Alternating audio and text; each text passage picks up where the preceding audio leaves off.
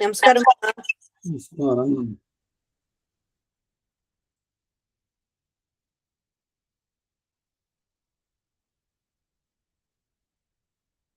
अस्मद्गुरुभ्यो नमः. अस्मत्परमगुरुभ्यो नमः. अस्मत्सर्वगुरुभ्यो नमः. श्रीमते रामानुजाय नमः. श्रीमान् वेङ्कटनाथार्यः कवितार्किककेसरी वेदान्ताचार्यवत्रो मे सन्निधत्तां सदा हृदि. गुरुभ्यः तद्गुरुभ्यश्च नमो वाग्मदीमहे धीमहि च तत्राद्यो दम्पती जगदाम्पति स्वशेषभूतेन मया स्वीयैः सर्वपरिच्छदैः विधातुं प्रियतमात्मानं श्रीमान् प्रकृमते स्वयं शुक्लाम्बरधरं विष्णुं शशिवर्णं चतुर्भुजं प्रसन्नवदनं ध्यायेत् सर्वविघ्नोपशान्तिः। यस्य द्विर्वक्त्राद्याः पारिषद्याः परशतं विघ्नं निघ्नन्ति सततं विश्वक्सेनं तमाश्रये ज्ञानानन्दमयं देवं निर्मलं स्फटिकाकृतिम् आधारं सर्वविद्यानां हयग्रीवमुपास्महे। व्यासं वसिष्ठनप्तारं शक्तः पौत्रमकल्मषं पराशरात्मजं वन्दे शुकदातं तपोनिधिं व्यासाय विष्णुरूपाय व्यासरूपाय विष्णवे नमो वै ब्रह्मनिधये वासिष्ठाय नमो नमः। जयति पराशरसूनुः सत्यवती हृदयनन्दनो व्यासः यस्यास्य कमलगलितं वाङ्मयममृतं जगत्पिबति नारायणं नमस्कृत्य नरं चैव नरोत्तमं देवीं सरस्वतीं व्यासं ततो जयमुदीरयेत्।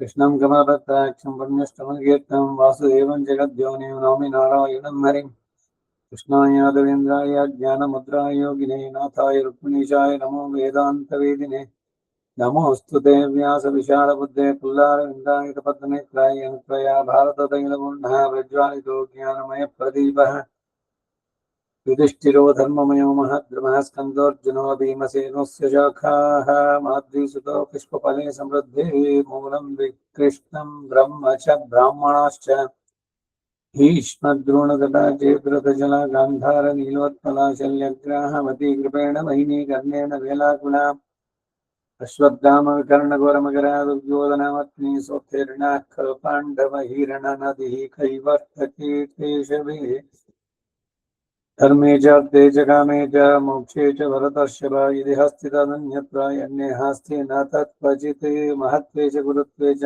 ध्रियमाणं यतोऽधिकम् महत्वात् भारवत्वः च महाभारतमुच्यते।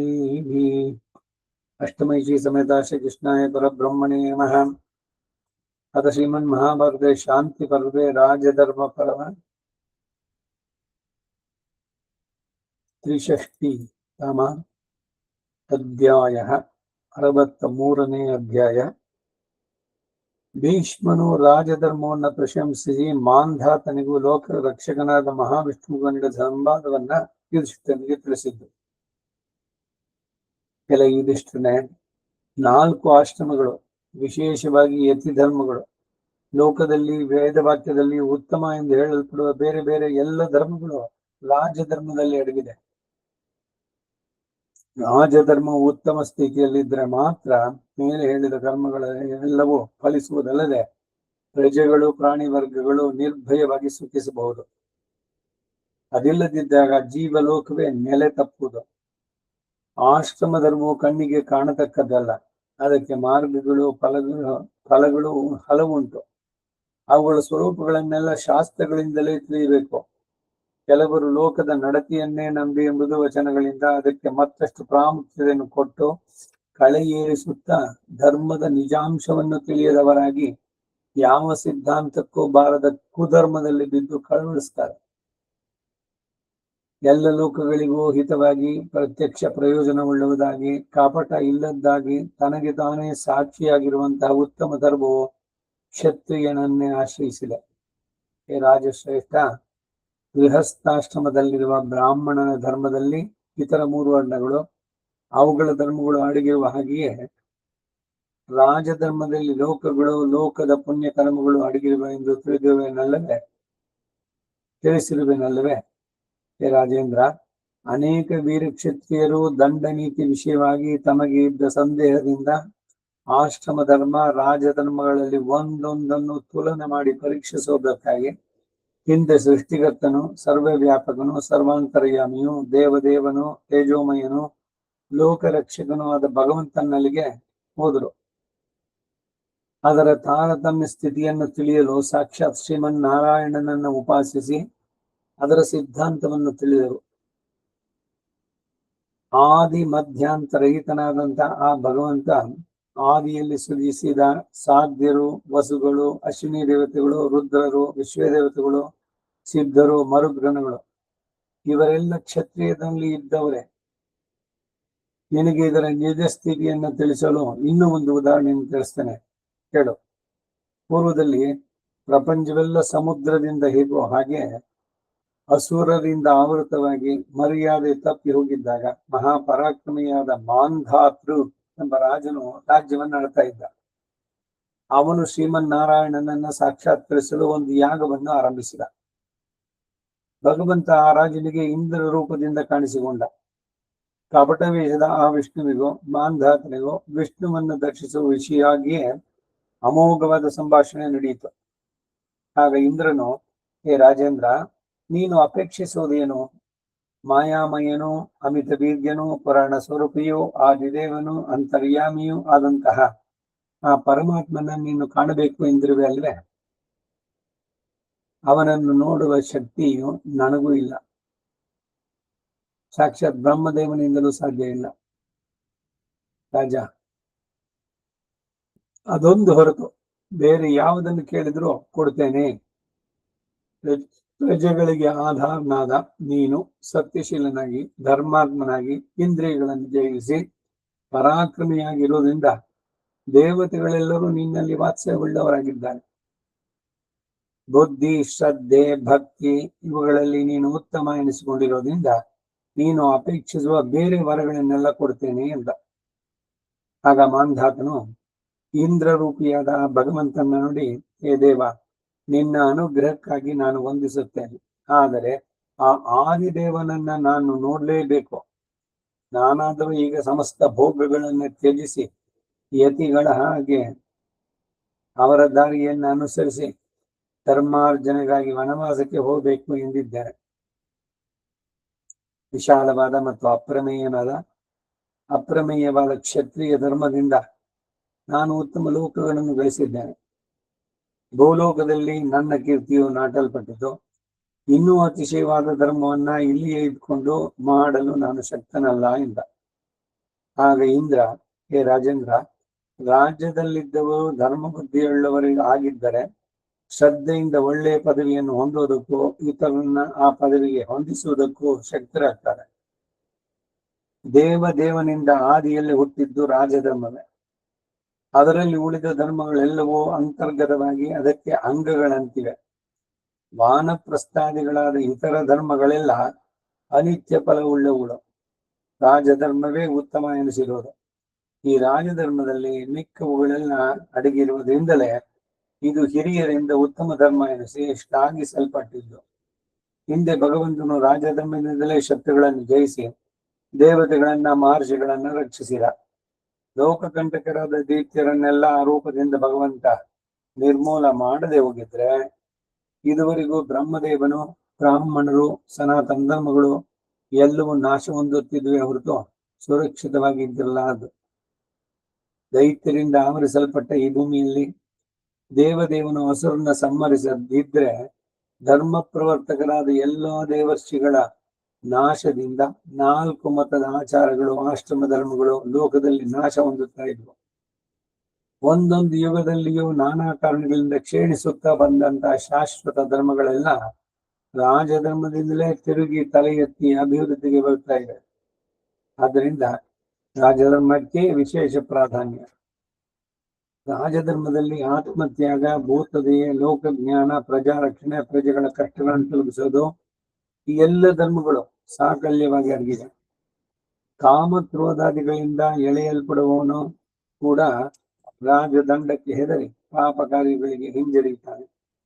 ಸಹಜವಾದ ಉತ್ತಮ ಗುಣವುಳ್ಳ ಹಿರಿಯರು ರಾಜನು ಸಹಾಯ ಭಾವದಿಂದಲೇ ಧರ್ಮರಥರಾಗಿ ಇತರರಿಗೂ ಅದನ್ನು ಬೋಧಿಸಲು ಸಮರ್ಥರಾಗ್ತಾರೆ. ಲೋಕದಲ್ಲಿರುವ ಪ್ರತಿ ಪ್ರಾಣಿಗಳನ್ನು ರಾಜನು ತನ್ನ ಮಕ್ಕಳಂತೆ ಪಾಲಿಸುವುದರಿಂದ ಅವು ಸ್ವಧರ್ಮವನ್ನು ನಡೆಸಬಲ್ಲವು.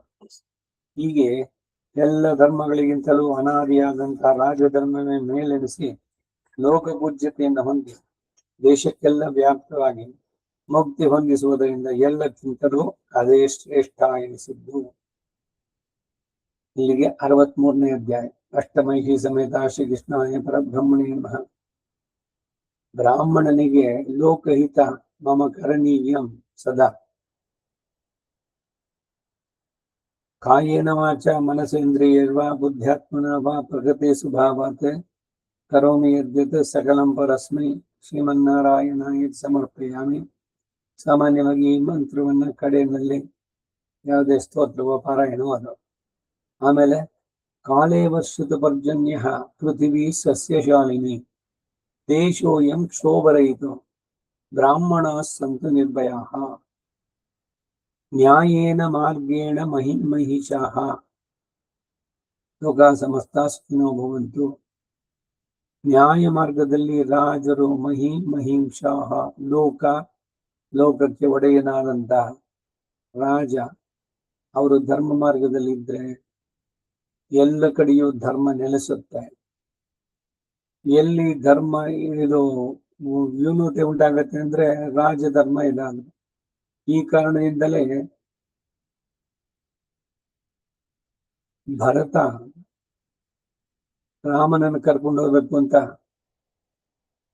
ಚಿತ್ರಕೂಟಕ್ಕೆ ಬಂದಾಗ ಅವನನ್ನು ತೊಡೆ ಮೇಲಿಸ್ಕೊಂಡು ಇವನು ಕೇಳಿದ ಮೊದಲು ರಾಜಧರ್ಮವನ್ನು ಸರಿಯಾಗಿ ನಡೆಸ್ತಾ ಇದೀಯಾ, ತಪ್ಪಿತಸ್ಥರಿಗೆ ಸರಿಯಾದ ದಂಡನೆಯನ್ನು ಕೊಟ್ಟು ಬೇರೆಯವರನ್ನೆಲ್ಲ ಗೌರವಿಸಿ ಅವರವರ ಇದಕ್ಕೆ ಸರಿಯಾಗಿ ಎಲ್ಲ ಮಾಡ್ತಾ ಇದ್ದೀಯೋ ಅಂತಂದ್ಬಿಟ್ಟು ಕಚ್ಚಿತ್ತೆ ಅಂತ ಹೇಳಿ 16 ಶ್ಲೋಕಗಳಲ್ಲಿ ರಾಮ ರಾಜಧರ್ಮದ ಹಿರಿಮೆಯನ್ನ ಭರತನಿಗೆ ತಿಳಿಸ್ತಾನೆ.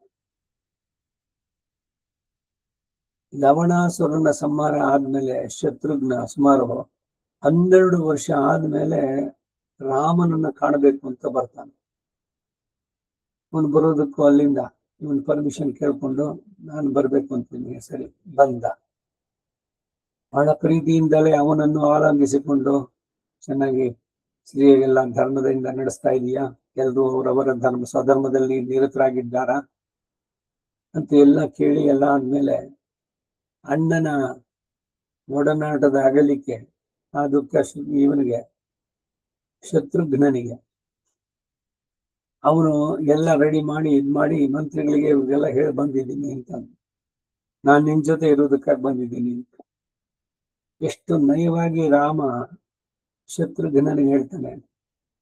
ಹೌದು, ಬಾಂಧವ್ಯ ಇದೆಲ್ಲ ಸರಿ, ಆದ್ರೆ ರಾಜನಿಲ್ಲದೆ ಇದ್ರೆ ಅದು ಭ್ರಷ್ಟವಾಗ್ಬಿಡುತ್ತೆ, ಅಧರ್ಮ ತಲೆ ಎತ್ತುತ್ತೆ. ಸೊ ಅದರಿಂದ ಇಲ್ಲಿ 1 ವಾರ ನೀನ್ ನನ್ನ ಜೊತೆ ಇರೋ, ಆಮೇಲೆ ನಿನ್ನ ಜಾಗಕ್ಕೆ ನೀನು ಹೊರಡು ಅಂತ ಕಳಿಸ್ಕೊಡ್ತಾನೆ. ಈಗ ಸ್ವಂತ ತಮ್ಮ ಬಂದಿದ್ದಾನಲ್ಲ, ಇತ್ಕೊಳ್ಳಿ ಜೊತೆನೆಲ್ಲ ಹೇಗಿದ್ರು ಅಲ್ಲಿ ಮಾಡಿದ್ದಾನೆ ಅಂತ ಬಿಡ್ಲಿಲ್ಲ. ರಾಮ ರಾಜಧರ್ಮವನ್ನ ಆಶ್ರಯಿಸಿದ್ದು, ಆ ರಾಜಧರ್ಮವನ್ನ ನಡೆಸಬೇಕಾದ್ರೆ ಅದಕ್ಕೆ ವಿರುದ್ಧವಾಗೋದಂತ ತನ್ನ ಸ್ವಸುಖಗಳು, ಈಗ ಅವನು ಪತಿಯಾಗಿ ತಾನು ನಡೆಸಬೇಕಾದಂತಹ ಕರ್ಮಗಳು, ತಂದೆಯಾಗಿ ಈ ಎಲ್ಲದಕ್ಕಿಂತ ಅದು ಪ್ರಧಾನ ಅವನಿಗೆ. ಲೋಕ ಜನರ ಅಭಿಪ್ರಾಯಗಳು ಇವುಗಳಿಗೆಲ್ಲ ಪೂರಕವಾಗಿರ್ಬೇಕು. ಎಷ್ಟು ಮಟ್ಟಿಗೆ ರಾಮರಾಜ್ಯ ಅಂದ್ರೆ ಇದು. ಕಡೆಯಲ್ಲಿ ಆ ಕಾಲ ಪುರುಷ ಬಂದು ಹೇಳ್ಬೇಕಾದ್ರೆ ಹೇಳ್ತಾನೆ, ನೀನು ಬಂದೆ, ರಾವಣನ ವಧೆ ಆಯಿತು, ಧರ್ಮವನ್ನ ನೆಲೆಗೊಳಿಸಿದ್ಯಾ. ತ್ರೇತಾಯುಗದಲ್ಲೂ ಕೂಡ ಮತ್ತೆ ಕೃತಯುಗದಲ್ಲಿ ಹೇಗಿತ್ತು ಹಾಗೆ ಧರ್ಮವು ಪೂರ್ಣವಾಗಿ ಆಚರಿಸಲ್ಪಟ್ಟಿದೆ. ಎಲ್ಲರೂ ಕೂಡ ಅವರವರ ಸ್ವಧರ್ಮದಲ್ಲಿ ನೆಲೆಸಿದ್ದಾರೆ. ನಿನ್ನ ಅವತಾರದ ಮುಖ್ಯ ಉದ್ದೇಶ ಎಲ್ಲ ಮುಗಿದಿದೆ. ಇನ್ನು ನೀನು ನೇರವಾಗಿ ಅಲ್ಲಿಗೆ ಬರ್ಬೋದು ಅಥವಾ ನಿನ್ನಿನ ಇಷ್ಟ. ಅದನ್ನ ವಿಧಿ ಲಕ್ಷ್ಮಣನನ್ನ ದ್ವಾರಪಾಕದಲ್ಲಿ ನಿಲ್ಲಿಸ್ಕೊಂಡು ನೆನಪಿಸುವಂತದ್ದು. ರಾಮನ ಗೊತ್ತಿರ್ಲಿಲ್ಬೋದು.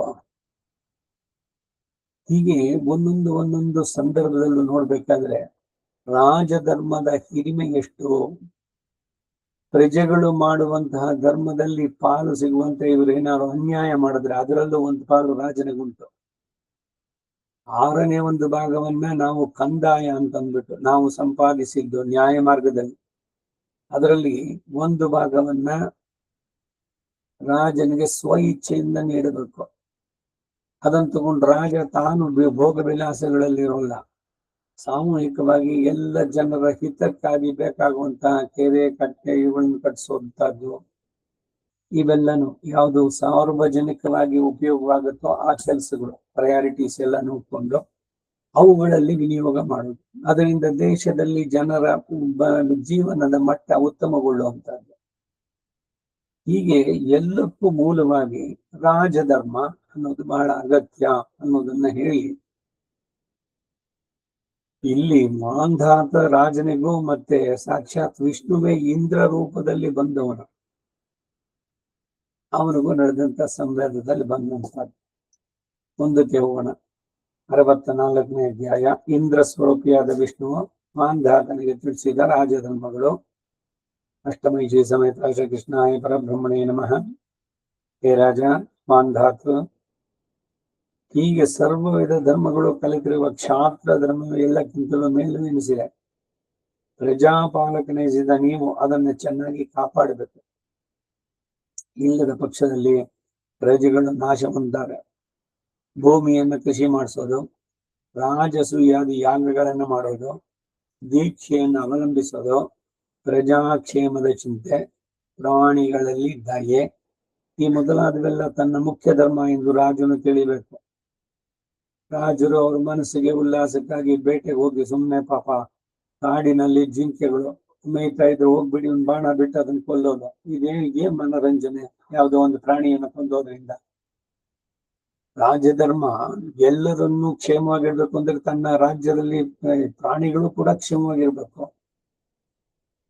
ವಿನಾಕಾರಣ ಅದರ ಮೇಲೆ ಯಾರು ಇದನ್ನ ಮಾಡಿದ್ರೆ ಈ ಕೆಲಸವನ್ನ ಬೇಲಿ ಹೊಲನೆಲ್ಲ ಮೇದೊಡಂ ತಾಯಿ ಮಗುವಿಗೆ ವಿಷಯವ ನುಡಿಸಲು ಹರಕೊಲ್ಲಲ್ ಪರಗಾಯುವನೆ ಹರ ಹರ ಶ್ರೀ ಚನ್ನ ಸೋಮೇಶ್ವರ ಅಂತ ಸೋಮೇಶ್ವರನ ಶತಕದಲ್ಲಿ ಹೇಳುತ್ತೆ. ತಾಯಿಯ ಮಗುವಿಗೆ ವಿಷಯ ಕುಡಿಸೋದಾದ್ರೆ ಬೇರೆ ಯಾರು ಅವನನ್ನ ರಕ್ಷಿಸೋದಕ್ಕೆ ಸಾಧ್ಯ ಮಗುವನ್ನ?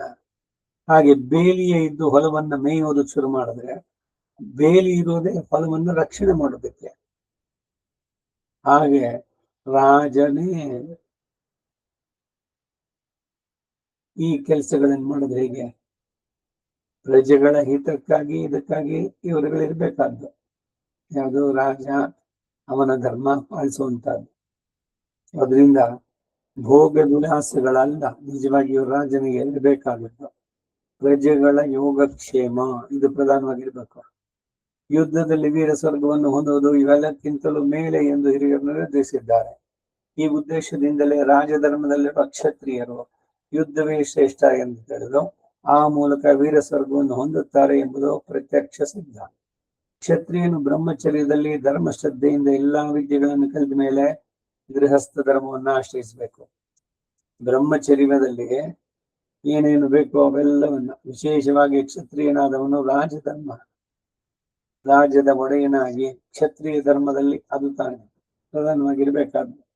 ಹಾಗೆ ಎಲ್ಲ ಆದ್ಮೇಲೆ ಗೃಹಸ್ಥ ಧರ್ಮ, ತನ್ನನ್ನು ನಂಬಿದವರಿಗೆ ಆಶ್ರಯವನ್ನು ಕೊಟ್ಟು ತನಗೆ ಸೇರಿದ ನಿತ್ಯ ಧರ್ಮವನ್ನ, ಆಶ್ರಮ ಧರ್ಮವನ್ನ ತಾನು ಅನುಸರಿಸ್ತಾ ಇರಬೇಕು.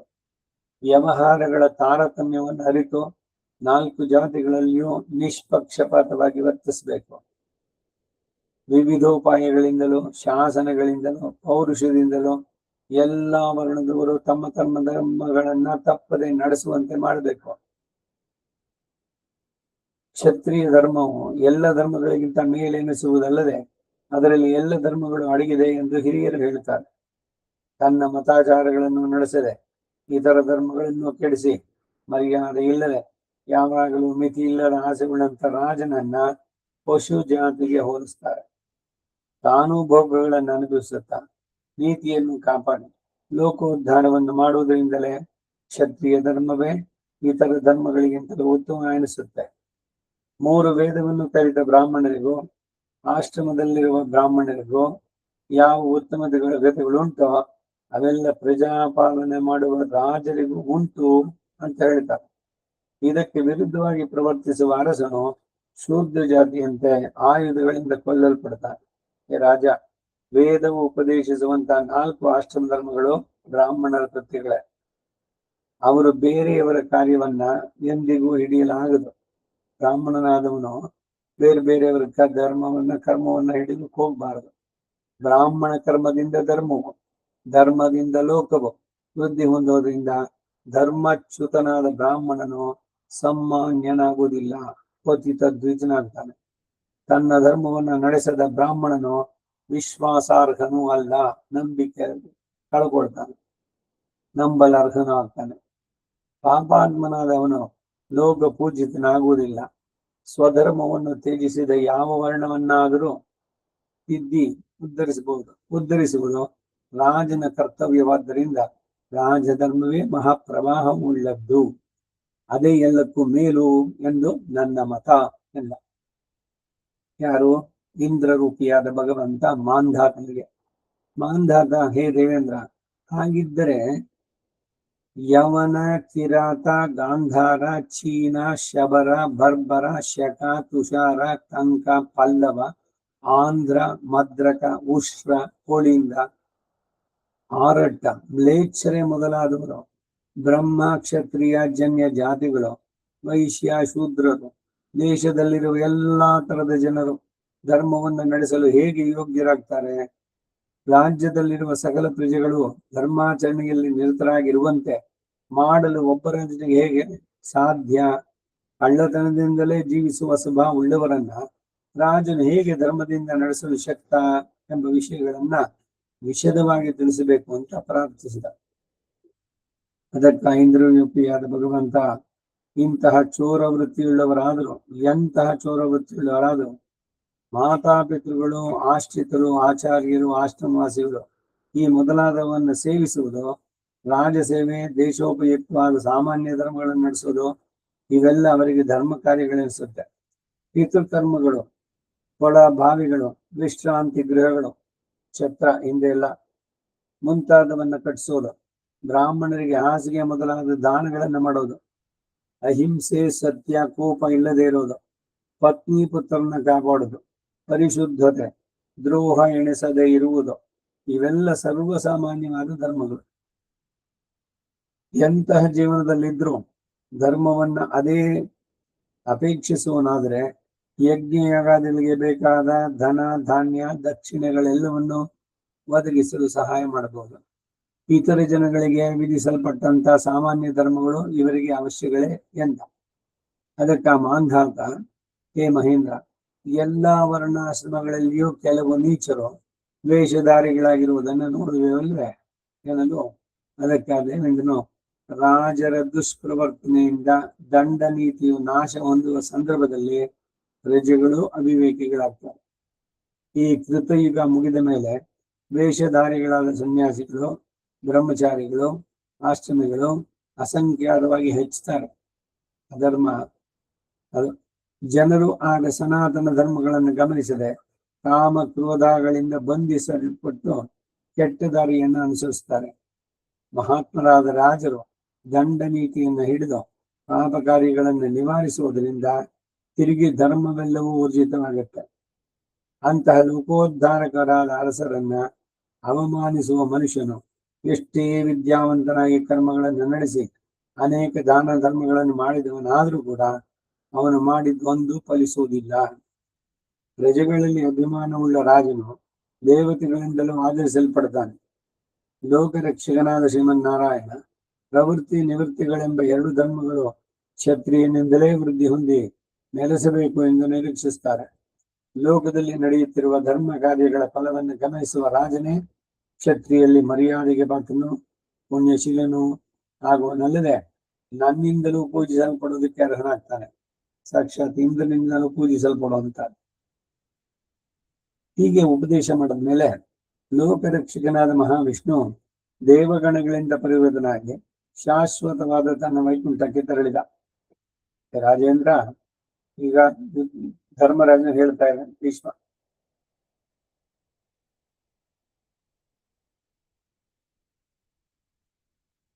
ಈ ರೀತಿಯಾಗಿ ಪೂರ್ವದಿಂದ ಉತ್ತಮ ಧರ್ಮ ನೆಲೆಸಿರುವಾಗ ಜ್ಞಾನಿಯು ಸರ್ವ ವಿದ್ಯಾಪಾರಂಗತನಾದಂಥ ಕ್ಷತ್ರಿಯನೊಬ್ಬನು ಧರ್ಮ ಪಥವನ್ನ ಅತಿಕ್ರಮಿಸಲಾರ. ನೀತಿ ಇಲ್ಲದ ಪ್ರವೃತ್ತಿ ನಿವೃತ್ತಿ ಮಾರ್ಗಗಳೆರಡು ಕುರುಡನ ನಡೆಯಂತೆ ನಡುವೆ ಬಿದ್ದು ಹೋಗುತ್ತೆ. ಪೂರ್ವದಲ್ಲಿ ಬ್ರಹ್ಮದೇವನಿಂದ ಉತ್ಪನ್ನವಾಗಿ ಜ್ಞಾನಿಗಳಿಗೆ ಬಹು ಮುಖ್ಯವಾದಂತಹ ಧರ್ಮ ಚಕ್ರವನ್ನು ಅನುಸರಿಸುವುದು ನಿನ್ನ ಮುಖ್ಯ ಕಾರ್ಯ. ಹೇ ಪುರುಷ ಶ್ರೇಷ್ಠ, ಇವೆಲ್ಲವನ್ನು ಆಚರಿಸುವುದಕ್ಕೆ ನೀನು ಅರ್ಹನಾಗಿರುವೆ ಎಂದು ಹೇಳಿ. ಹೀಗೆ 64ನೇ ಅಧ್ಯಾಯ. ಅಷ್ಟಮಹಿಷಿ ಸಮೇತ ಶ್ರೀಕೃಷ್ಣಾಯ ಪರಬ್ರಹ್ಮಣೇ ನಮಃ. 65ನೇ ಅಧ್ಯಾಯ. ಯುಧಿಷ್ಠಿರನು ಆಶ್ರಮ ಧರ್ಮಗಳೆಲ್ಲವನ್ನೂ ತಿಳಿಸಬೇಕು ಎಂದು ಹೇಳಲು ಭೀಷ್ಮನು ರಾಜಧರ್ಮದಲ್ಲಿ ಇತರ ಧರ್ಮಗಳೆಲ್ಲವೂ ಅಡಗಿದೆ ಎಂದು ತಿಳಿಸಿದ್ದು. ಅಷ್ಟಮಹಿಷಿ ಸಮೇತ ಶ್ರೀಕೃಷ್ಣಾಯ ಪರಬ್ರಹ್ಮಣೇ ನಮಃ. ಆಗ ಯುಧಿಷ್ಠಿರನು, ಯಥಾತ 4 ಆಶ್ರಮಗಳು ಉಂಟು ಎಂದು ಮಾತ್ರ ತಿಳಿದಿದ್ದೇನೆ, ಆದರೆ ಆ ಆಶ್ರಮ ಧರ್ಮಗಳನ್ನ, ಅವುಗಳ ವಿವರಣವನ್ನ ಇನ್ನೂ ಸವಿಸ್ತಾರವಾಗಿ ತಿಳಿಸಬೇಕು ಎಂದು ಪ್ರಾರ್ಥಿಸಲು ಭೀಷ್ಮನು, ಹೇ ಮಹಾಬಾಹೋ, ಸಾಮಾನ್ಯವಾಗಿ ಸಾಧು ಸಮ್ಮತಗಳಾದ ಸತ್ಕರ್ಮಗಳನ್ನೆಲ್ಲ ನನ್ನಂತೆ ನೀನು ತಿಳಿದಿರುವೆ. ಧರ್ಮರಾಜನ್ ಗೊತ್ತಿಲ್ವೋ? ತಿಳಿದಿರೆ. ಆದರೆ ರಾಜರಿಗೆ ಚತುರಾಷ್ಟ್ರಮ ಸಂಬಂಧವಾದ ಕರ್ಮಗಳನ್ನು ಕುರಿತು ನೀನು ಕೇಳಿದ್ರೆ ಅವೆಲ್ಲ ರಾಜಧರ್ಮದಲ್ಲಿಯೇ ಅಡಗಿದೆ. ಕಾಮಕ್ರೋಧಗಳನ್ನು ತೊರೆದು ಇಂದ್ರಿಯ ನಿಗ್ರಹವುಳ್ಳವನಾಗಿ ಎಲ್ಲಾ ಪ್ರಾಣಿಗಳಲ್ಲಿಯೂ ಸಮಬುದ್ಧಿಯಿಂದ ದಂಡ ನೀತಿಯನ್ನು, ದಂಡ ನೀತಿ ಆಗ್ಬಿಟ್ಟಿದೆ, ನೀತಿ ದಂಡ ನೀತಿಯನ್ನ ನಡೆಸುವಂತ ರಾಜ ಬ್ರಹ್ಮಚರ್ಯ ಫಲವನ್ನು ಹೊಂದುತ್ತಾನೆ. ಹಿಂದೆನೋ ಒಂದ್ಸಲಿ ಹೇಳಿದ್ದೆ ನಾನು. ಈ ವಾಲೀಸು ರಾಮ ಇವರಿಬ್ಬರ ಸಂವಾದದಲ್ಲಿ ಹೇಳ್ತಾನೆ ರಾಮ, ಯಾತಕ್ಕೆ ನಾನು ನಿನ್ನನ್ನ ಶಿಕ್ಷಿಸಿದೆ? ಬರೀ ನನ್ನ ತಮ್ಮ ಫ್ರೆಂಡ್ ಅವನು ಸುಗ್ರೀವ, ಅದಕ್ಕಾಗಿ ನಿನ್ನನ್ನು ಕೊಂದಿದ್ದು ಅಂತಲ್ಲ, ನೀನು ಮಾಡಿದ ತಪ್ಪಿಗೆ ಶಿಕ್ಷೆ. ಅದನ್ನ ಸಾಕ್ಷಾತ್ತಾಗಿ ವಾಲಿನೇ ಒಪ್ಕೊಳ್ತಾನೆ. ಹೌದು, ನಾನು ಮಾಡಿದ್ದು ತಪ್ಪು, ನನಗೆ ನೀ ಕೊಟ್ಟ ಶಿಕ್ಷೆಯು ಸರಿಯೇ ಅಂತಾನೆ.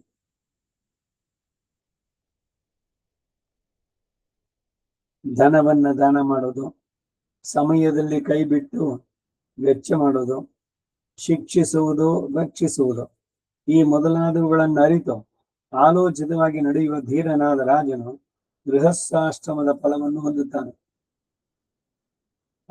ಪಾತ್ರಗಳನ್ನು ತಿಳಿದು ಯೋಗ್ಯರನ್ನ ಪೂಜಿಸತಕ್ಕವನು ಬ್ರಹ್ಮಚರ್ಯಾಶ್ರಮದ ಫಲವನ್ನು ಪಡೆಯುತ್ತಾನೆ. ಜ್ಞಾತಿಗಳು, ಬಂಧು ಮಿತ್ರರು ಮುಂತಾದವರನ್ನ ಆ ಕಷ್ಟದಿಂದ ನೀಗಿಸಿ ಕಾಪಾಡುವ ರಾಜನು ವಾನಪ್ರಸ್ಥಾಶ್ರಮದ ಫಲವನ್ನು ಹೊಂದುತ್ತಾನೆ. ಪ್ರಜೆಗಳಲ್ಲಿ ಮತ್ತು ಯತಿಗಳಲ್ಲಿ ಪ್ರಧಾನರಾದವರನ್ನು ಮರ್ಯಾದೆಯಿಂದ ಸೇವಿಸುವ ಅರಸನು ವಾನಪ್ರಸ್ಥಾಶ್ರಮದ ಫಲಕ್ಕೆ ಅರ್ಹ. ರಾಜಶ್ರೇಷ್ಠ, ಪಿತೃಯಜ್ಞ, ಭೂತಯಜ್ಞ, ಮನುಷ್ಯ ಯಜ್ಞ, ದೇವಯಜ್ಞಗಳನ್ನ ಕ್ರಮವಾಗಿ ದಿನ ತಪ್ಪದೆ ಮಾಡುತ್ತಾ ವೈಶ್ವದೇವ ಅನ್ನೋದಿದೆ, ಸಂಧ್ಯಾ ಜಪಾದಿಗಳನ್ನ ನಡೆಸುತ್ತಾ ಅತಿಥಿಗಳನ್ನ, ಪ್ರಾಣಿಗಳನ್ನ ಅವರವರ ಯೋಗ್ಯತಾನುಸಾರವಾಗಿ ಪೂಜಿಸುವಂತ ರಾಜನು ವಾನಪ್ರಸ್ಥಾಶ್ರಮದ ಫಲವನ್ನು ಹೊಂದುತ್ತಾನೆ. ಶಿಷ್ಟ ರಕ್ಷಣೆಗಾಗಿ ರಾಜ್ಯಗಳನ್ನು ನಿಗ್ರಹಿಸುವ ರಾಜನು ವಾನಪ್ರಸ್ಥಾಶ್ರಮದ ಫಲಕ್ಕೆ ಭಾಗಿಯಾಗ್ತಾನೆ. ಪ್ರಜೆಗಳನ್ನ, ಪ್ರಾಣಿಗಳನ್ನ, ರಾಜ್ಯವನ್ನ ಕಾಪಾಡುವುದಕ್ಕಾಗಿ ದೀಕ್ಷೆಯನ್ನು ಕೈಗೊಂಡಂತ ರಾಜ ತಾನು ಎಷ್ಟು ಮಂದಿಯನ್ನು ಹಾಗೆ ಪಾಲಿಸದನೋ ಅಷ್ಟು ಯಜ್ಞ ಮಾಡಿದ ಫಲದೊಡನೆ ಆಶ್ರಮದ ಫಲಗಳನ್ನು ಪಡೆಯುತ್ತಾನೆ. ವೇದಾಧ್ಯಯನ, ಗುರು ಹಿರಿಯರನ್ನ ನಯ ಭಕ್ತಿಗಳಿಂದ ಉಪಚರಿಸೋದು, ಕ್ಷಮೆ, ಆಚಾರ್ಯ ಪೂಜೆ, ಇವೆಲ್ಲ ರಾಜರಿಗೆ ಬ್ರಹ್ಮಚರ್ಯಾಶ್ರಮದ ಫಲವನ್ನು ತರುತ್ತೆ. ಮಂತ್ರ ಜಪಗಳು, ದೇವತಾ ಪೂಜೆ, ಇವುಗಳಿಂದ ನೃಪನು ಸನ್ಯಾಸಿಗಳ ಧರ್ಮವನ್ನು ಅನುಸರಿಸುವನಾಗ್ತಾನೆ. ಯುದ್ಧದಲ್ಲಿ ಜಯ ಅಪಜಯಗಳೆರಡನ್ನೂ ಕೂಡ ಸಮಬುದ್ಧಿಯಿಂದ ಭಾವಿಸಿ ಪ್ರಾಣವನ್ನ ತೃಣಪ್ರಾಯವಾಗಿ ತಿಳಿದ ಅರಸನು ಸನ್ಯಾಸಿಗಳಿಗೆ ಸಮನಾಗ್ತಾನೆ. ಹೇ ಭರತ ಶ್ರೇಷ್ಠ, ಎಲ್ಲ ಪ್ರಾಣಿಗಳನ್ನು ಸಮಬುದ್ಧಿಯಿಂದ ಕಪಟವಿಲ್ಲದೆ ನೋಡುವಂತ ಅರಸನು ಸನ್ಯಾಸಿಗಳಿಗೆ ಸಮಾನ. 3 ವೇದಗಳನ್ನು ಕಲಿತು ವಾನಪ್ರಸ್ಥಾಶ್ರಮಿಗಳಾದ ಬ್ರಾಹ್ಮಣರಿಗೆ ಧನ ಧಾನ್ಯಗಳನ್ನು ಕೊಟ್ಟು ಕಾಪಾಡುವಂತ ರಾಜ ವಾನಪ್ರಸ್ಥಾಶ್ರಮಿಯು ಸರ್ವಭೂತ ದಯಾಪರನಾಗಿ ಕ್ರೂರ ಸ್ವಭಾವವಿಲ್ಲದ ರಾಜನಿಗೆ ಎಲ್ಲ ಆಶ್ರಮಗಳ ಪುಣ್ಯ ಫಲವು ಕೈಗೂಡುವುದು ನಿಶ್ಚಯ. ಚಿಕ್ಕವರು ದೊಡ್ಡವರು ಎನ್ನದೆ ಎಲ್ಲರಲ್ಲಿಯೂ ಯಾವಾಗಲೂ ದಯಾಗುಣವೇ ಎಂಬುದು ಉತ್ತಮವಾದ ಧರ್ಮ. ಕಷ್ಟದಿಂದ ಮನೆ ಹೊಕ್ಕ ಸಕಲ ಪ್ರಾಣಿಗಳು ಕೈಕೊಟ್ಟು ಕಾಪಾಡುವುದಕ್ಕಿಂತಲೂ ಉತ್ತಮ ಧರ್ಮ ಬೇರೊಂದಿಲ್ಲ. ಸ್ಥಾವರ ಜಂಗಮಗಳಾದ ಪ್ರಾಣಿಗಳನ್ನ ಯಾವ ವಿಧದಿಂದಲಾದರೂ ರಕ್ಷಿಸಿ ಯೋಗ್ಯತೆಗೆ ತಕ್ಕಂತೆ ಪೂಜಿಸುವುದು ಗೃಹಸ್ಥಾಶ್ರಮಕ್ಕೆ ಸೇರಿದಂತಹ ಧರ್ಮವೇ. ಅಣ್ಣ ತಮ್ಮಿಂದರ ಭಾರ್ಯೆಯರನ್ನ, ಪತ್ನಿ ಪುತ್ರರನ್ನ, ಸಹೋದರ ಸಹೋದರಿಯರನ್ನ, ಮಕ್ಕಳು ಮೊಮ್ಮಕ್ಕಳನ್ನ ರಕ್ಷಿಸುವುದು, ಶಿಕ್ಷಿಸುವುದು ರಾಜರಿಗೆ ಗೃಹಸ್ಥ ಧರ್ಮ ಲಕ್ಷಣಗಳು. ಯಾರೇ ತಪ್ಪು ಮಾಡೋದು ಅವರನ್ನ ದಂಡನೀತಿ, ಆ ತಪ್ಪಿನಿಂದ ಅವರನ್ನು ಆ ಪಾಪದಿಂದ ಬಿಡುಗಡೆ ಮಾಡೋದು, ಶಿಕ್ಷೆ ಕೊಡೋದ್ರಿಂದ. ಅದೇ ಇವರಿಗೆ ತಪಸ್ಸು. ಆತ್ಮಜ್ಞಾನಿಗಳೆನಿಸಿದ ಪೂಜಾರ್ಹರಾದ ಸಾಧುಗಳನ್ನು ಕಾಪಾಡುವುದು ಗೃಹಸ್ಥಾಶ್ರಮ ಧರ್ಮ. ಗೃಹಸ್ಥರಿಗೆ ಸನ್ಯಾಸಿಗಳನ್ನ, ಬ್ರಹ್ಮಚಾರಿಗಳನ್ನ ನೋಡ್ಕೊಳ್ಬೇಕಾದದ್ದು ಗೃಹಸ್ಥರ ಹೊಣೆ. ಈ ಗೃಹಸ್ಥಾಶ್ರಮದ ಧರ್ಮಗಳು ಅವುಗಳಲ್ಲಿ ಪ್ರಧಾನವಾಗಿ ಇದನ್ನು ಹೇಳ್ತಾ ಯುಧಿಷ್ಠಿರ, ಪ್ರತಿಯೊಂದು ಆಶ್ರಮ ವಾಸಿಗಳಿಗೂ ಸ್ವಗೃಹದಲ್ಲಿ ವಿಶೇಷವಾದ ಅನ್ನದಾನಗಳನ್ನು ಮಾಡೋದು ರಾಜನಿಗೆ ಗೃಹಸ್ಥಾಶ್ರಮ ಧರ್ಮವೇ. ದೇವದೇವನಿಂದ ಕಲ್ಪಿಸಲ್ಪಟ್ಟಂತಹ ಸ್ವಧರ್ಮದಲ್ಲಿ ವಿಧಿಗೆ ಅನುಸಾರವಾಗಿ ನಡೆಯುತ್ತಾ ಸತ್ಯಶೀಲನಾಗಿ ಧರ್ಮವನ್ನು ಆಚರಿಸುವಂತ ಅರಸ ಎಲ್ಲ ಆಶ್ರಮಗಳ ಫಲವನ್ನು ಪಡೆಯುತ್ತಾನೆ. ಯಾವನಲ್ಲಿ ಸದಾ ಒಳ್ಳೆಯ ನಡತೆಯೋ ಸದ್ಗುಣವೋ ನೆಲೆಸಿದೆಯೋ ಅವನಿಗೆ ಎಲ್ಲ ಆಶ್ರಮಗಳಿಗೂ ಭಾಗಿ. ಅವರವರ ಮತ, ವಯಸ್ಸು, ಪದವಿ ಇವುಗಳನ್ನರಿತು ಮರ್ಯಾದೆಯಿಂದ ಗೌರವಿಸುತ್ತಾ ದೇಶವನ್ನ, ಕುಲಧರ್ಮಗಳನ್ನು ಕಾಪಾಡುವ ಅರಸ ಎಲ್ಲ ಆಶ್ರಮಗಳ ಫಲವನ್ನು ಅನುಭವಿಸ್ತಾನೆ. ಸಾಧು ಸಂರಕ್ಷಣೆಗಾಗಿ ಸಂಪತ್ತನ್ನ, ಧನವನ್ನು ಕೊಡುವಂತಹ ರಾಜ ಸಕಲ ಆಶ್ರಮಗಳ ಫಲಕ್ಕೆ ಪಾತ್ರನಾಗ್ತಾನೆ. ಅಪಾಯಗಳಿಗೆ ಹೆದರದೆ ದೇಶ ಧರ್ಮವನ್ನ, ಪ್ರಜೆಗಳ ಧರ್ಮವನ್ನು ಗಮನಿಸುವ ಅರಸ ಎಲ್ಲ ಆಶ್ರಮಗಳ ಫಲವನ್ನು ಹೊಂತಾನೆ. ಯಾವನು ರಾಜ್ಯಾಧಿಕಾರದಲ್ಲಿ ಪ್ರಜೆಗಳು ಧರ್ಮಶೀಲರಾಗಿ ಧರ್ಮವನ್ನೇ ಆಚರಿಸಿ ಫಲಭಾಗಿಗಳಾಗ್ತಾರೋ ಅವರ ಪುಣ್ಯ ಫಲದ 1/4 ಭಾಗ ಆ ರಾಜನಿಗೆ ಸೇರುತ್ತೆ. ಈ ಮಾತು ನಾನು ಈಗ ತಾನು ಸ್ವಲ್ಪ ಮೊದಲು ಹೇಳಿದೆ. 1/6 ಭಾಗ ಅಂದ್ರೆ ಈ 4/1 ಭಾಗ ಅಂತ ಹೇಳ್ತಾರೆ. 1/4 ಭಾಗ ಪ್ರಜೆಗಳು ಮಾಡುವ ಧರ್ಮ ನೀತಿ ಸರಿಯಾದ ಮಾರ್ಗದಲ್ಲಿ ಮಾಡುವಂಥದ್ದು, ಆ ಪುಣ್ಯ ಏನು ಇದು ಮಾಡ್ತಾರೆ ಅದರ ಭಾಗ ರಾಜನಿಗೆ. ಧರ್ಮಶೀಲರಾದ ಮನುಷ್ಯರನ್ನ ಸುಖದಿಂದ ರಕ್ಷಿಸದ ಅರಸನು ಅವರು ಮಾಡಿದ ಪಾಪಕ್ಕೆಲ್ಲ ಪಾತ್ರನಾಗ್ತಾನೆ. ಜನಗಳ ಪಾಪ ಅವನು ಸೇರುತ್ತೆ. ತಪ್ಪು ಮಾಡಿದವರಿಗೆ ಶಿಕ್ಷೆಯನ್ನು ಕೊಡದೇ ಇದ್ರೆ ಇವೆಲ್ಲ ರಾಜನಿಗೆ ಬರುವಂತಹ ದೋಷಗಳು. ರಾಜ್ಯ ಪಾಲನೆಯಲ್ಲಿ ರಾಜನಿಗೆ ಸಹಾಯಕರಾಗಿರುವವರು ಲೋಕ ಧರ್ಮದ ಫಲದಲ್ಲಿ ಕಾಲು ಪಾಲನೆ ಪಡೆಯುತ್ತಾರೆ. ನಾವು ಆಚರಿಸುವ ಗೃಹಸ್ಥ ಧರ್ಮವೇ ಎಲ್ಲ ಆಶ್ರಮಗಳಲ್ಲೂ ಉತ್ತಮ ಎಂದು ಹೇಳಲ್ಪಟ್ಟಿದೆ. ಶಾಂತನೂ ಕೋಪರಹಿತನೂ ಆದಂತ ಅರಸ ಪ್ರಾಣಿಗಳಲ್ಲಿ ದಯಾಗುಣ ಉಳ್ಳವನಾಗಿ ಎಲ್ಲರನ್ನು ತನ್ನಂತೆ ಭಾವಿಸಿ ದಂಡ ನೀತಿಯಿಂದ ರಕ್ಷಿಸ್ತಾ ಇದ್ರೆ ಅವನು ಇಹಪರಗಳಲ್ಲಿ ಸುಖವಾಗಿ ಆಗ್ತಾನೆ. ಸತ್ಯವೆಂಬ ಜಲದಲ್ಲಿ ಧರ್ಮವೆಂಬ ದೋಣಿಯನ್ನೇರಿ ಶೀಲ ಎಂಬ ಹಸ್ತಗಳಿಂದ ಧರ್ಮ ಎಂಬ ಧ್ವಜವನ್ನೇರಿ ತ್ಯಾಗ ಎಂಬ ವಾಯುವೇಗದಿಂದ ರಾಜನು ಸಂಸಾರ ಸಮುದ್ರವನ್ನ ದಾಟ್ತಾನೆ. ವಿಷಯ ಭೋಗಗಳಲ್ಲಿ ಸಂಬಂಧ ಇಲ್ಲದವನಾಗಿ ಕಾಮ ಕ್ರೋಧಾದಿಗಳನ್ನು ತ್ಯಜಿಸಿ ಒಳ್ಳೆಯ ನಡತೆಯುಳ್ಳ ಮತ್ತು ಸತ್ಯಶೀಲನಾದ ಮನುಷ್ಯ ಬ್ರಹ್ಮ ಸಾನ್ನಿಧ್ಯವನ್ನು ಹೊಂದುತ್ತಾನೆ.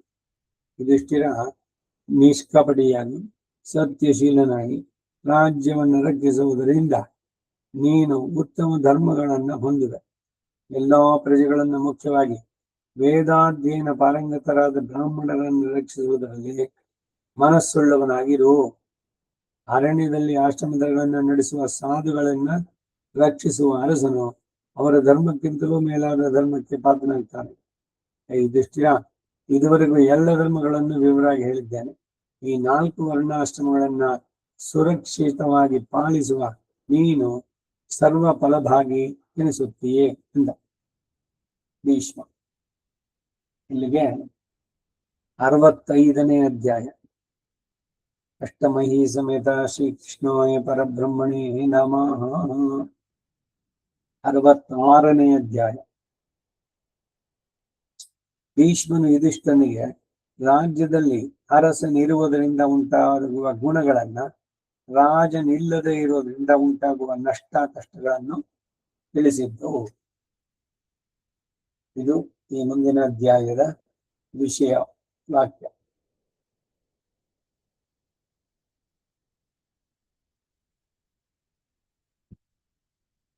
ಅಷ್ಟಮೈಷಿ ಸಮೇತ ಶ್ರೀಕೃಷ್ಣಾಯ ಪರಬ್ರಹ್ಮಣೇ ನಮಃ. ಆಗ ಯುಧಿಷ್ಠಿರ, ತಾತ, 4 ವರ್ಣಗಳನ್ನು ಅವುಗಳ ಆಶ್ರಮ ಧರ್ಮಗಳನ್ನು ತಿಳಿದುಕೊಂಡೆ. ರಾಜ್ಯದಲ್ಲಿರುವ ಪ್ರಜೆಗಳು ಅನುಸರಿಸಬೇಕಾದ ಮುಖ್ಯ ಧರ್ಮಗಳನ್ನು ತಿಳಿಸಬೇಕು ಎಂದು ಪ್ರಾರ್ಥಿಸಿದಾಗ ಭೀಷ್ಮ ಹೇಳ್ತಾನೆ, ಮೊದಲು ಒಬ್ಬ ರಾಜನಿಗೆ ಪಟ್ಟಾಭಿಷೇಕವನ್ನು ಮಾಡುವುದೇ ಪ್ರಜೆಗಳಿಗೆ ಅವಶ್ಯಕವಾದಂತಹ ಕಾರ್ಯ. ಸೈನ್ಯವು ಅರಸನೂ ಇಲ್ಲದ ರಾಜ್ಯ ಕಳ್ಳರಿಂದಲೂ ದುಷ್ಟರಿಂದಲೂ ಪೀಡಿಸಲ್ಪಟ್ಟು ಕೆಟ್ಟು ಹೋಗುತ್ತೆ. ಇಂತಹ ರಾಜ್ಯದಲ್ಲಿ ಧರ್ಮವು ನೆಲೆಸಲಾರದು. ಪ್ರಜೆಗಳಲ್ಲಿ ಅನ್ಯೋನ್ಯ ಮಾತ್ಸರ್ಯ ಹೆಚ್ಚಿ ಒಬ್ಬರನ್ನೊಬ್ಬರು ಭಕ್ಷಿಸುವುದಕ್ಕೂ ಆಸ್ಪದವಾಗುತ್ತೆ. ರಾಜನಿಲ್ಲದ ದೇಶವು ಸರ್ವ ವಿಧದಲ್ಲಿಯೂ ನಿಂದಿತರೆ. ರಾಜನನ್ನ ವಂದಿಸುವುದರಿಂದ ಇಂದ್ರನನ್ನ ವಂದಿಸದಂತಾಗುತ್ತೆ ಎಂದು ವೇದವು ಘೋಷಿಸುತ್ತೆ.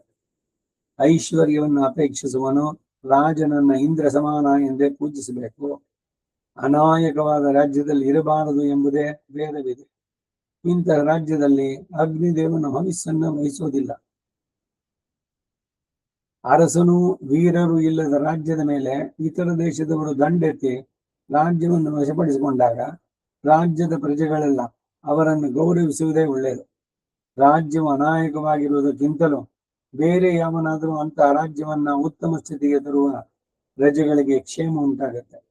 ಇಲ್ಲದೆ ಅಂತ ಶೂರರನ್ನ ಎದುರಿಸೋದಾದ್ರೆ ಅವನು ರಾಜ್ಯವನ್ನು ಮತ್ತಷ್ಟು ಕಷ್ಟಕ್ಕೆ ಗುರುನಲ್ಲದೆ ಇದ್ದ ಸ್ವಲ್ಪ ಜನಗಳನ್ನು ನಾಶ ಮಾಡ್ತಾನೆ. ಪಶು ಪ್ರಾಣಿಗಳು ಕಷ್ಟಕ್ಕೆ ಗುರಿಯಾಗುತ್ತೆ ರಾಜೇಂದ್ರ.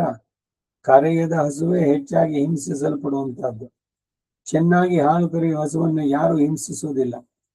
ಕಾಯಿಸಿದ ಹಾಗೆಯೇ ಬಗ್ಗುವ ಲೋಹಗಳನ್ನ ಯಾರು ಬೆಂಕಿಯಲ್ಲಿ ಇಡುವುದಿಲ್ಲ. ತಾನಾಗಿ ಬೆಳೆಯುವ ವೃಕ್ಷಗಳಿಗೆ ಯಾರೂ ಅಷ್ಟ ಶ್ರಮವನ್ನು ತೆಗೆದುಕೊಳ್ಳೋದಿಲ್ಲ. ಈ ನಿದರ್ಶನಗಳನ್ನ ತಿಳಿದು ವಿವೇಕಿಗಳು ಶೂರರಲ್ಲಿ ತಾವಾಗಿ ಮರೆ ಹೋಗ್ತಾರೆ. ಪರಾಕ್ರಮಿಗೆ ನಮಸ್ಕರಿಸುವುದು ಇಂದ್ರ ನಮಸ್ಕಾರಕ್ಕೆ ಸಮಾನ. ಆದ್ದರಿಂದ ಶ್ರೇಯಸ್ಕಾಮಿಗಳಾದ ಪ್ರಜೆಗಳು ಯಾವಾಗಲೂ ರಾಜನೊಬ್ಬನನ್ನ ಏರ್ಪಡಿಸಿಕೊಳ್ಳಬೇಕು. ರಾಜನಿಲ್ಲದ ಪ್ರಜೆಗಳು ಸಂಸಾರ ಸುಖವನ್ನ ಸಂತೃಪ್ತಿಯನ್ನ ಹೊಂದಲಾರರು. ಅಂತಹ ಅರಾಜಕವಾದ ರಾಜ್ಯಗಳಲ್ಲಿ ಪಾಪಿಗಳು ಪರಸ್ವತ್ತನ್ನ ಅಪಹರಿಸಿ ಶೋಚಿಸ್ತಾರೆ, ಸಂತೋಷಿಸ್ತಾರೆ, ಕಳ್ಳತನ ಮಾಡಿ. ಅವರ ಸ್ವತ್ತನ್ನು ಅವರಿಗಿಂತಲೂ ಕ್ರೂರವಾದವರು ಕಿತ್ತುಕೊಳ್ಳುತ್ತಾರೆ. ರಾಜನಿಲ್ಲದೆ ಅನಾಯಕವಾದ ರಾಜ್ಯ ಎಂದಿಗೂ ಕ್ಷೇಮದಿಂದಿರಲಾರದು.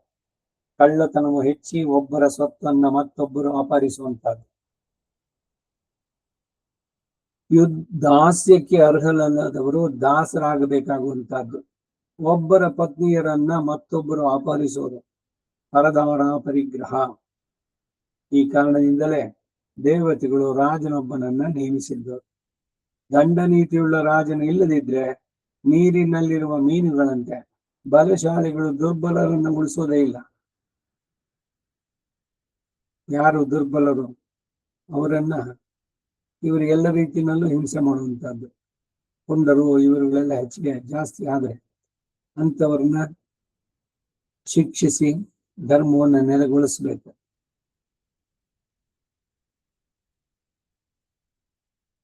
ಹಿಂದೆ ಅನಾಯಕವಾದ ಎಷ್ಟೋ ರಾಜ್ಯದ ಪ್ರಜೆಗಳು ಒಬ್ಬರಿಗೊಬ್ಬರು ಮಾತ್ಸರ್ಯದಿಂದ ಹೊಡೆದಾಡಿ ನಾಶ ಹೊಂದಿದ್ದನ್ನು ನೋಡಿ ಆಗ ಅಲ್ಲಿನ ಪ್ರಜೆಗಳೆಲ್ಲರೂ ಸೇರಿ ತಮ್ಮೊಳಗೆ ತಾವು ಇನ್ನು ಮೇಲೆ ಕ್ರೂರ ವಾಕ್ಯಗಳನ್ನು ಆಡುವವರು, ಕ್ರೂರವಾಗಿ ಹಿಂಸೆ ಮಾಡುವವರು, ಪರರ ಸ್ವತ್ತನ್ನ ಕದಿಯುವವರು, ಇಂಥವರನ್ನೆಲ್ಲ ಗೂಬಿನಿಂದ ಹೊಡೆದಟ್ಟಬೇಕು. ಈ ನಮ್ಮ ನಿಬಂಧನೆಗೆ ಸೇರಿದವರನ್ನೆಲ್ಲ ಹೊರಗಾಗಿಸಬೇಕು ಎಂದೇ ನಿರ್ಧರಿಸಿ ಹಾಗೆಯೇ ನಿರ್ಬಂಧದಿಂದ ನಡೆದುಕೊಂಡು ಬಂದವರು. ಆಗಲೂ ಅವರಿಗೆ ನೆಮ್ಮದಿ ಇರಲು ಎಲ್ಲ ಪ್ರಜೆಗಳು ಒಂದಾಗಿ ಸೇರಿ ಬ್ರಹ್ಮದೇವನಲ್ಲಿಗೆ ಹೋಗಿ, ಹೇ ದೇವದೇವ, ರಾಜನಿಲ್ಲದ ಕಾರಣದಿಂದ ನಾವು ಕೆಟ್ಟು ಹೋಗ್ತಾ ಇದ್ದೇವೆ. ನಮ್ಮನ್ನು ರಕ್ಷಿಸಕ್ಕಂತಹ ಅರಸನೊಬ್ಬನನ್ನ ನಿಯಮಿಸಿಕೊಡೋದಾದ್ರೆ ಅವನನ್ನು ನಾವೆಲ್ಲರೂ ಗೌರವಿಸ್ತೇವೆ ಎಂದು ಕೇಳಿಕೊಂಡ. ಒಡನೆ ಬ್ರಹ್ಮದೇವನ ಮನಸ್ಸು ಮನುವನ್ನ ಅವರಿಗೆ ರಾಜನಾಗಿರುವಂತೆ ಆಜ್ಞೆ ಮಾಡಿದ. ಮನು ಅಂದ್ರೆ ಮನ್ವಂತರಕ್ಕೆ ಅಧಿಪತಿ. ಯದ್ ಮನುರವದತೆ ತದ್ಭೇಷಜಂ. ಮನುಸ್ಮೃತಿ ಎಲ್ಲ ಕಾಲಕ್ಕೂ ಅನ್ವಯವಾಗುವಂತಹದ್ದು.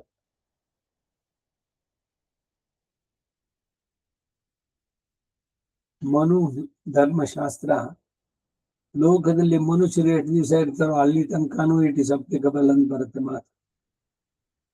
ವೇದದಲ್ಲೇ ಇದು ಬರುತ್ತೆ. ಯದ್ ಮನುರವದತೆ ತದ್ ಭೇಷಜಂ. ಮನು ಧರ್ಮಶಾಸ್ತ್ರ ಏನ್ ಹೇಳುತ್ತೋ ಅದು ಭೇಷಜ.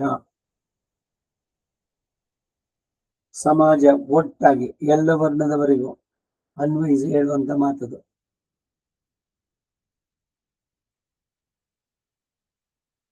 ಬ್ರಹ್ಮ ಮನು ಅವನಿಗೆ ರಾಜನಾಗಿರುವಂತೆ ಆಜ್ಞೆ ಮಾಡಿದ. ಅದಕ್ಕೆ ಮನು ಸಂತೋಷಗೊಳ್ಳದೆ, ರಾಜ್ಯಪಾಲನೆಯು ಬಹಳ ಕಷ್ಟ, ಅದರಲ್ಲಿಯೂ ಕಪಟದಿಂದ ನಡೆಯುವವರನ್ನು ಆಳುವುದು ಮತ್ತಷ್ಟು ಶ್ರಮ. ಈ ಪಾಪ ಕಾರ್ಯದಲ್ಲಿ ಪ್ರವೇಶಿಸಲು ನಾನು ಹೆದರುತ್ತೇನೆ ಎಂದು ಆ ಪ್ರಜೆಗಳನ್ನ ನೋಡಿ ಹೇಳಿದ. ಇದನ್ನು ಕೇಳಿ ಪ್ರಜೆಗಳೆಲ್ಲರೂ ಮನುವನ್ನ ನೋಡಿ, ಎಲೈ ಮನುವೆ, ನೀನು ಹೆದರಬೇಡ, ನಿನಗೆ ಬೇಕಾದಷ್ಟು ಧನವನ್ನ ವೃದ್ಧಿಗೊಳಿಸ್ತೇವೆ. ರಾಜ್ಯ ಪಾಲನಕ್ಕಾಗಿ ನಿನಗೆ ಗೋಧನದಲ್ಲಿ ಮತ್ತು ಬಂಗಾರದಲ್ಲಿ 50ರಲ್ಲಿ 1 ಭಾಗವನ್ನ, ಧಾನ್ಯಾದಿಗಳಲ್ಲಿ 10ರಲ್ಲಿ 1 ಭಾಗವನ್ನು ಕೊಡ್ತೇವೆ ಎಂದರು. ವಿವಾಹದಲ್ಲಿ ಶುಲ್ಕ ಪ್ರಸಕ್ತಿಯು ಬಂದಾಗ ಸುಂದರವಾದ ಕನ್ಯೆಯನ್ನ ನಿನಗೇ ಕೊಡ್ತೇವೆ. ಇಂದ್ರನನ್ನ ದೇವತೆಗಳು ಸುತ್ತಿಕೊಂಡಿರುವ ಹಾಗೆ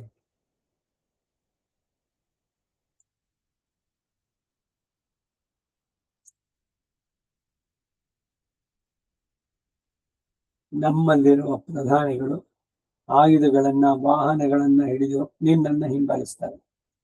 ಹೇ ಮಹೇಂದ್ರ, ರಾಜೇಂದ್ರ, ಮತ್ತೊಬ್ಬರಿಂದ ಜಯಿಸಲು ಅಸಾಧ್ಯವಾದಂತಹ ಸೇನಾ ಬಲದಿಂದ ಕುಬೇರನು ಯಕ್ಷ ರಾಕ್ಷಸರನ್ನ ಕಾಪಾಡೋ ಹಾಗೆ ನೀನು ನಮ್ಮೆಲ್ಲರನ್ನು ಸುಖವಾಗಿ ಪಾಲಿಸಬೇಕು.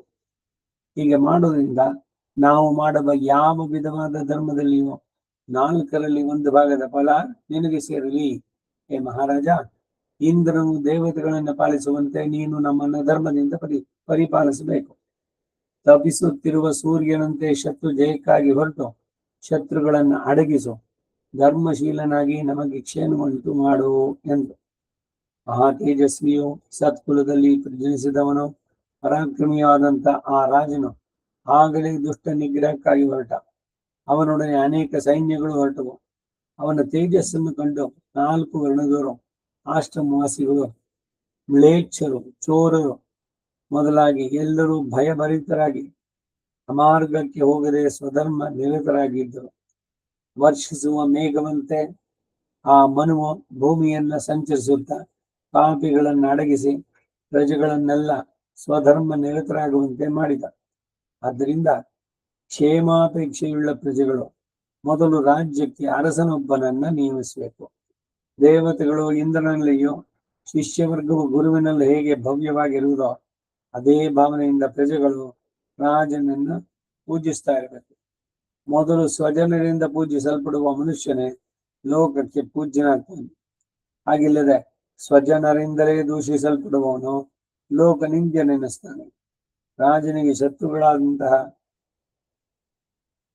ಶತ್ರುಗಳಿಂದ ಪರಾಜಯ ಉಂಟಾದರೆ ಅದರಿಂದ ದೇಶ ಪ್ರಜೆಗಳೆಲ್ಲರೂ ಅನೇಕ ವಿಧವಾದ ಕಷ್ಟಕ್ಕೆ ಗುರಿಯಾಗ್ತಾರೆ. ಆದ್ದರಿಂದ ರಾಜನಿಗೆ ಛತ್ರ, ವಾಹನ, ವಸ್ತ್ರ, ಆಭರಣಗಳು, ಭಕ್ಷ್ಯ, ಭೋಜ್ಯ, ಪಾನೀಯಗಳು, ಶಯ್ಯಾಸನಗಳು ಮೊದಲಾದವುಗಳು ವಿಷಯದಲ್ಲಿ ಪ್ರಜೆಗಳು ತಕ್ಕ ಉಪಕರಣಗಳನ್ನು ಒದಗಿಸಿ ಸುಖದಿಂದ ಇರಿಸಬೇಕು. ರಾಜನು ಕೂಡ ಶತ್ರು ನಿಗ್ರಹ ಸಮರ್ಥನಾಗಿ ಯಾವಾಗಲೂ ಪ್ರಜೆಗಳಿಗೆ ಸುಲಭನಾಗಿ ಸದಾ ಪ್ರಜಾಕ್ಷೇಮ ಚಿಂತೆಯಲ್ಲಿ ನಿರತನಾಗಿರಬೇಕು. ಜಿತೇಂದ್ರಿಯನಾಗಿ ಸಾಧು ಸ್ವಭಾವದಿಂದಲೋ ಸ್ಥಿರ ಬುದ್ಧಿಯಿಂದಲೋ ಸಮಯೋಚಿತವಾಗಿ ಅತಿಥಿ ಸತ್ಕಾರವನ್ನು ನಡೆಸುತ್ತಾ ತನ್ನನ್ನು ನೋಡಲು ಬಂದವರಿಗೆ ಅಸನ್ಮುಖನಾಗಿ ಸುಲಭ ದರ್ಶನವನ್ನು ಕೊಡುತ್ತಾ ಮೃದು ವಾಕ್ಯಗಳಿಂದ ಅವರನ್ನು ಆಧರಿಸುವ ಅರಸನೇ ಉತ್ತಮವಾದ ರಾಜ ಎಂದ. ಇಲ್ಲಿಗೆ 66ನೇ ಅಧ್ಯಾಯ. ಅಷ್ಟಮೈಷಿ ಸಮೇತ ಶ್ರೀ ಕೃಷ್ಣಾಯ ಪರಬ್ರಹ್ಮಣೇ ನಮಃ. 67ನೇ ಅಧ್ಯಾಯ. ರಾಜ್ಯಕ್ಕೆ ಅರಸನ ಅವಶ್ಯಕತೆಯನ್ನು ಕುರಿತು ಬೃಹಸ್ಪತಿ ವಸು ಮನಸ್ಸಿಗೆ ಸೂಚಿಸಿದ ವೃತ್ತಾಂತವನ್ನು ಕೂಡ ಭೀಷ್ಮನು ಯುಧಿಷ್ಠಿರನಿಗೆ ಹೇಳಿದ್ದು. ಇದು 67ನೇ ಅಧ್ಯಾಯ. ಈ ಜಾಗದಲ್ಲಿ ನಿಲ್ಲಿಸಿರೋಣ. ವಸುದೇವ ಸುತಂ ದೇವಂ ಕಂಸಚೂಡೋರಮರ್ದನಂ ದೇವಕೀ ಪರಮಾನಂದಂ ಕೃಷ್ಣಂ ವಂದೇ ಜಗದ್ಗುರುಂ ಕವಿತಾರ್ಕಿಕ ಸಿಂಹಾಯ ಕಲ್ಯಾಣ ಗುಣಶಾಲಿನೇ ಶ್ರೀಮತೆ ವೆಂಕಟೇಶಾಯ ವೇದಾಂತ ಗುರವೇ ನಮಃ. ವಾದಿದ್ವಿಪಶಿರೋ ವಂಗ ಪಂಚಾನ್ನ ಪರಾಕ್ರಮಃ ಶ್ರೀಮಾನ್ ವೆಂಕಟನಾಥಾರ್ಯ ಸ್ಥಿರಂ ವಿಜಯತಾಂ ಭುವಿ. ಶ್ರೀಮತೆ ನಿಗಮಾಂತ ಮಹಾದೇಶಿಕಾಯ ನಮಃ. ಸರ್ವಂ ಶ್ರೀ ವಾಸುದೇವಾರ್ಪಣಮಸ್ತು.